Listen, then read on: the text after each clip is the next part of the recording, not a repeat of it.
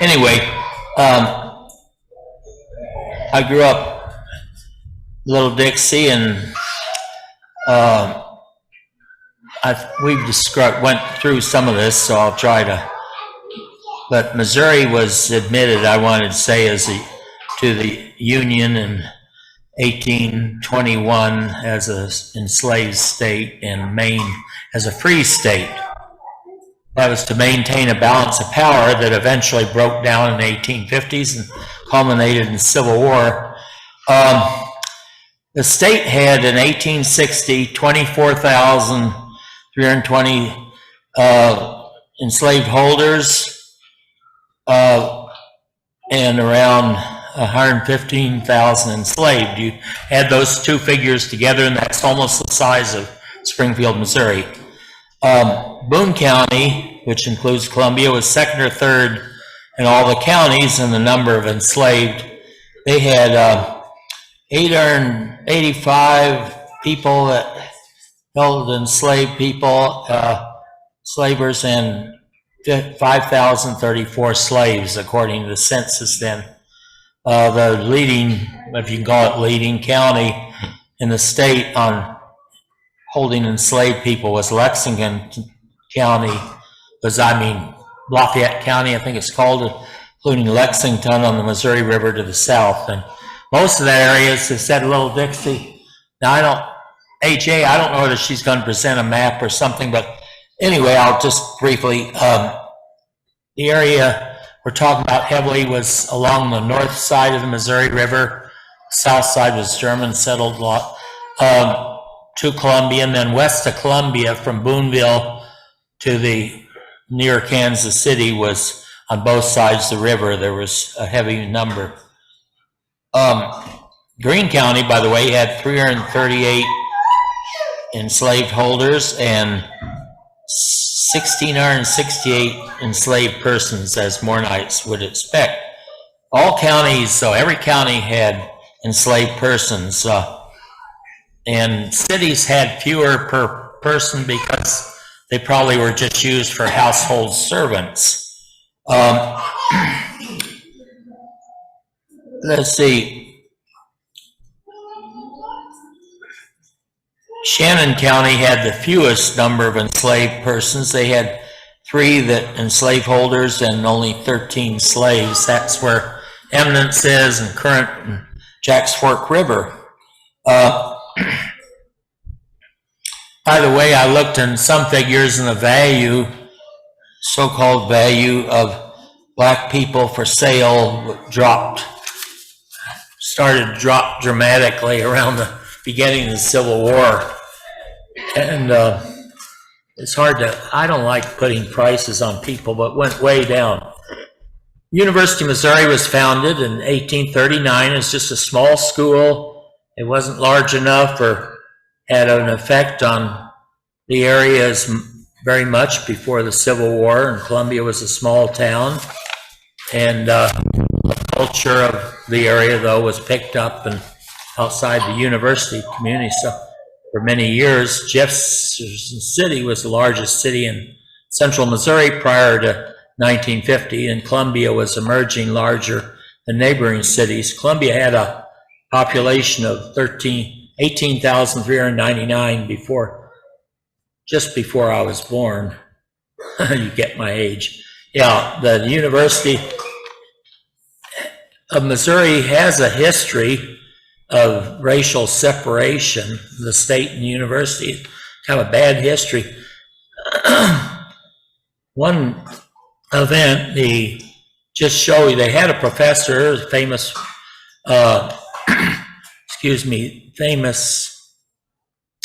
economist and sociologist Theodore Veblen, taught there for a while, brief tenure.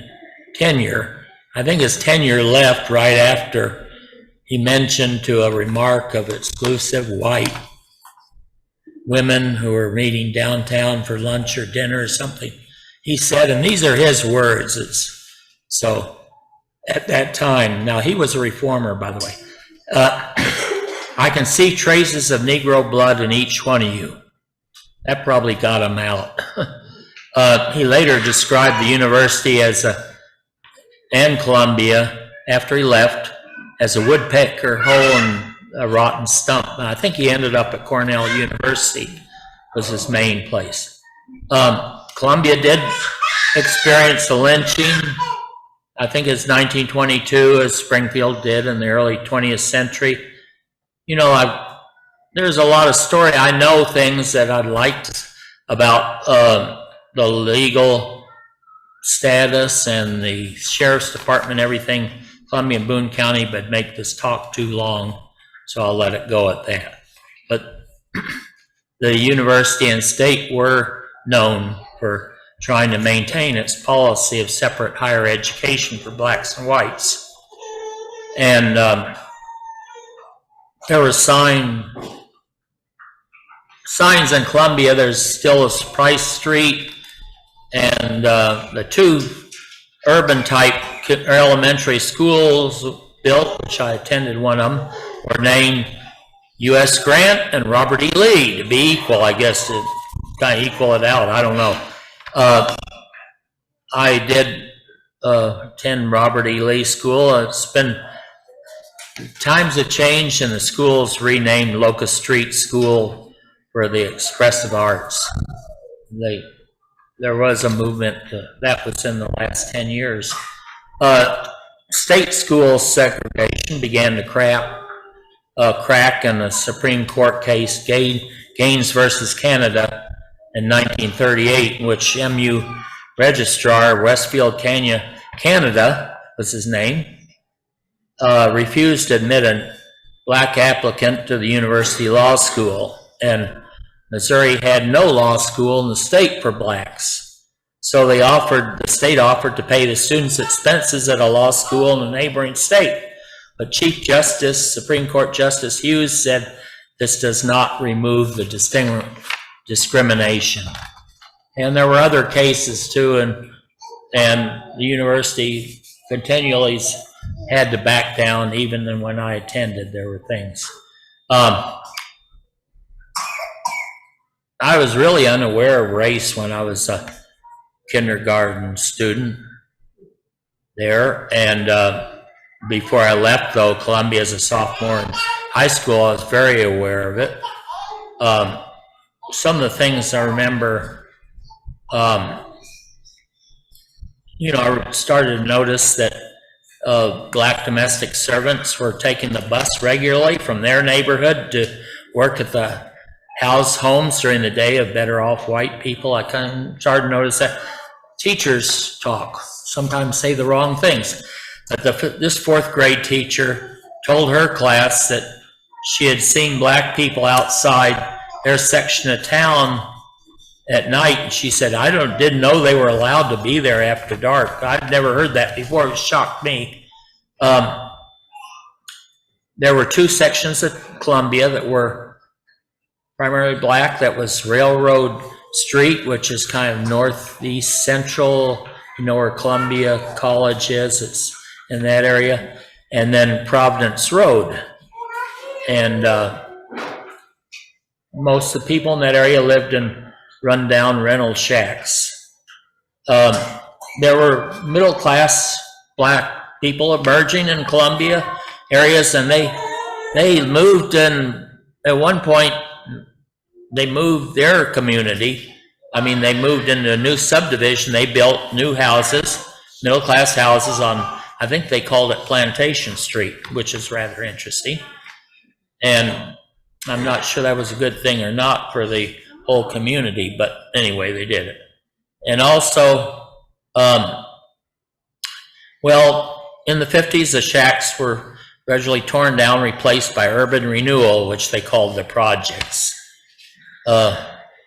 Urban around Providence Road, especially in Providence Road, was made into a modern 4-lane thoroughfare. It runs right by the one black school, Douglas School, that is now a high school for special needs or something, but it's no longer. My grade school principal and 6th grade teacher, who was much respected, and he looked like Abe Lincoln, by the way, and he told us he was told us that one of his favorite playmate, he grew up in Southie in Boot Hill, was a black kid that he was his closest friend, and he and his family defended their friendship. That's kind of hard to do around Kennett, Missouri, I expect. And he taught respect to black people to his classes, and I always favorably remember him. My mother and stepfather were not from Columbia, and they were members of the NAACP and Congress of racial equality, and they were involved, especially my mother, in groups. Some of the accomplishments that she had was help establish a black Cub Scout den that met after school, and they met at our house because their parents were often working during the day, so they met at our house. And there was another time there was a conference of black ministers held in Columbia. I don't remember details, but anyway, they had trouble finding lodging. They were not Unitarians, they were, Protestant ministers. My father and their family hosted them, and we got to be good friends. My father did make a remark. He was kind of educationally exclusive, being a PhD. He said, well, they're nice people. They aren't very well educated, though, the ministers. But I think you could say that about ministers in any rural area. So until the mid-50s, there was not an integrated restaurant in Columbia. My mother and a group of her friends, racially mixed group, went downtown, started sitting in on dime store lunch counters, Newberry's, and others. And it came slow. They were opposed at first, but came slow. But integration gradually came between the 1950s and 1970s in restaurants. However, there were some lingers. I was remember as a graduate student, and I took pictures for, for civil rights groups, so forth. There was a Minute Inn around 1965, a last diner, a small diner. The owner said he would never integrate. And one of the students in my constitutional history class, I couldn't believe this because we were taught one thing in that class by a very good teacher. And he threatened me if I used any of the pictures I took, but he was a native Colombian, I guess had some of that old blood in him. I was a newspaper carrier for one of the two papers, Columbia Missourian, for 2 years. We had several black carriers, kids, and they carried the newspapers in the black part of town. The others carried it in the rest of the town. And they were friends. I mean, we got along great. The circulation manager, who was from Illinois, invited all the carriers, as kind of they do, to eat at a place adjoining the Missouri Theater downtown, just as a treat for their service. And the restaurant owner came in the restaurant. The owner said, is that the only black kid coming in, or Negro coming in? He might have said. The manager said sharply, yes, and he stays or we go. Get a little emotional about that scene. He was always a fair person to work for, and a good boss, and a good example, just like some of the teachers I mentioned.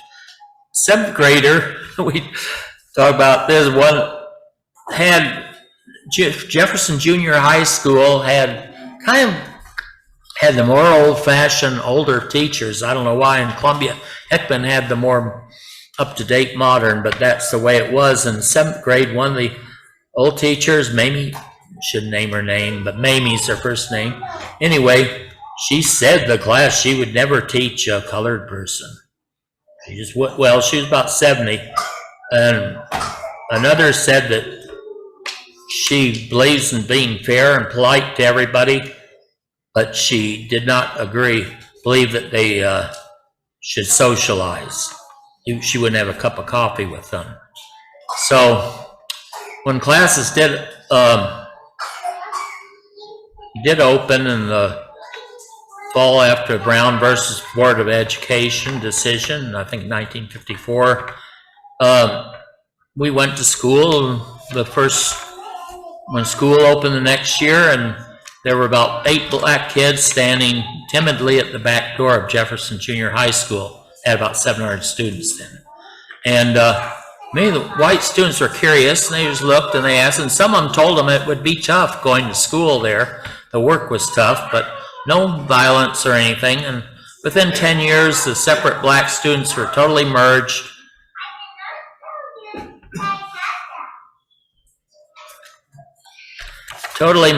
With the other students, and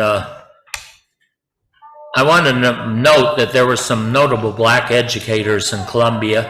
Mr. Brooks, who was a leader and coach and administrator, and the Elliott Mural Battle, that was the name of the couple, were in the school system, very well known. Elliott Battle, the third public high school that opened in Columbia, and the public high schools, they're about the size of Hickaboo here. The 3 public high schools, pretty large district, opened recently, and they named it Battle High School under Miro. Now, Elliott was still alive, so they couldn't name it after him. That was the rule. But then the new grade school opened, they named it after Elliott.